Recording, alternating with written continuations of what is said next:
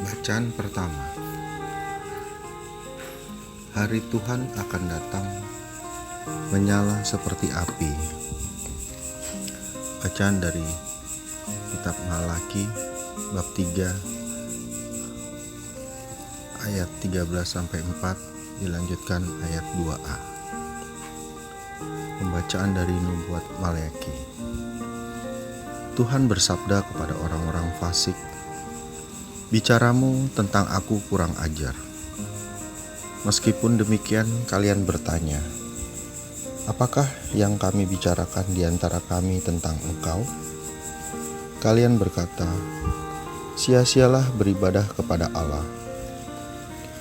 Apakah untungnya kita memelihara apa yang harus dilakukan terhadap Allah dan berjalan dengan pakaian berkabung di hadapan Tuhan semesta alam? Itulah sebabnya kita memuji bahagia orang-orang yang gegabah. Sebab mujurlah orang-orang yang berbuat jahat itu. Mereka mencobai Allah, namun luput juga. Sebaliknya, orang-orang yang takwa berbicara demikian. Tuhan memperhatikan dan mendengarkan kita. Sebuah kitab peringatan ditulis di hadapannya bagi orang-orang yang takwa kepada Tuhan dan bagi orang-orang yang menghormati namanya. Mereka akan menjadi milik kesayanganku sendiri. Sabda Tuhan semesta alam pada hari yang kusiapkan. Aku akan mengasihi mereka sama seperti seseorang menyayangi anaknya yang melayani dia.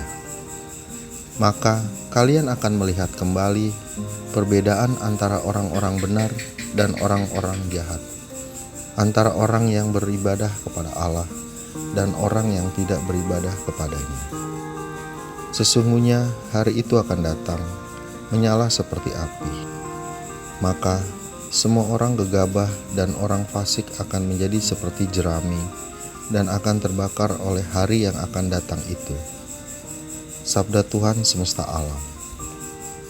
Mereka akan habis sampai ke akar dan cabangnya.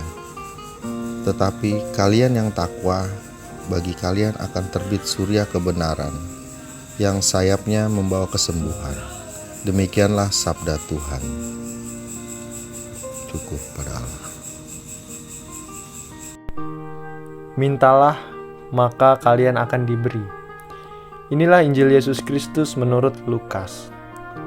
Pada waktu itu, sesudah mengajar para murid berdoa, Yesus bersabda kepada mereka, "Jika di antara kalian ada yang tengah malam pergi ke rumah seorang sahabat dan berkata kepadanya, 'Saudara, pinjamkanlah aku 3 buah roti, sebab seorang sahabatku dalam perjalanan singgah di rumahku, dan aku tidak mempunyai apa-apa untuk dihidangkan kepadanya.' Masakan ia yang di dalam rumah itu akan menjawab, 'Jangan mengganggu aku, pintu sudah tertutup, dan aku serta anak-anakku sudah tidur. Aku tidak dapat bangun dan memberikannya kepadamu.' Aku berkata kepadamu, sekalipun dia tidak mau bangun dan tidak mau memberikan sesuatu, meskipun ia itu sahabatnya, namun karena sikap sahabatnya yang tidak malu-malu itu, pasti ia akan bangun dan memberikan apa yang dia perlukan. Oleh karena itu, aku berkata kepadamu, mintalah, maka akan kamu diberi. Carilah, maka kamu akan mendapat. Ketuklah, maka pintu akan dibukakan bagimu.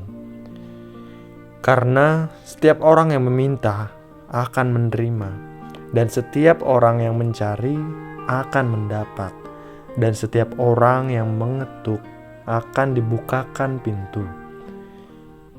Bapa manakah di antara kalian yang memberi anaknya sebuah batu kalau anak itu meminta roti? Atau seekor ular kalau anaknya meminta ikan? Atau kalajengking kalau yang diminta telur? Jika kalian yang jahat tahu memberikan yang baik kepadamu, kepada anakmu, betapa pula Bapamu yang di surga. Ia akan memberikan Roh Kudus kepada siapapun yang meminta kepadanya. Demikianlah Injil Tuhan. Terpujilah Kristus. Per Mariam Ethelsum. Hari ini kita memperingati Santa Perawan Maria, Ratu Rosario.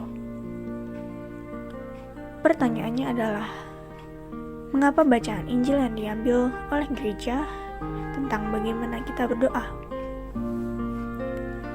Yesus mengungkapkan bahwa kita harus selalu mengetuk pintu walaupun tuan rumah sedang tidur dan enggan membuka pintu. Tetapi, kita harus terus mengetuk pintu. Pada akhirnya, pintu akan dibukakan bagi kita. Apa artinya?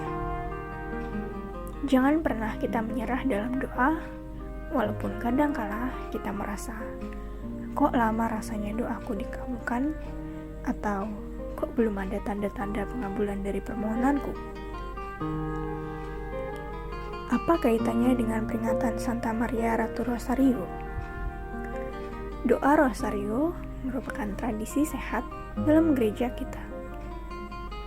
Dalam doa Rosario, tanpa kita banyak mengeluarkan kata, tanpa banyak harus merumuskan doa-doa, kita yakin bahwa doa kita didengar oleh Tuhan. Bunda Maria diyakini punya akses paling dekat pada Tuhan Yesus. Karena Bunda Maria punya kedekatan rohani dan jasmani. Tuhan Yesus pernah tinggal di dalam rahimnya, dan ketika Tuhan Yesus berada bersama Bunda Maria dalam masa pengasuhan masa kecilnya. Maka, mari kita bertekun dalam doa Rosario, dan kita terus panjatkan doa dan harapan kita kepada Tuhan dengan perantaraan Bunda Maria. Tuhan Yesus, kami bersyukur atas rahmat kesetiaan Maria yang selalu mengantar doa-doa kami kepadamu. Semoga kami pun setia menyertai dan mendampingi sesama yang membutuhkan kami. Amin.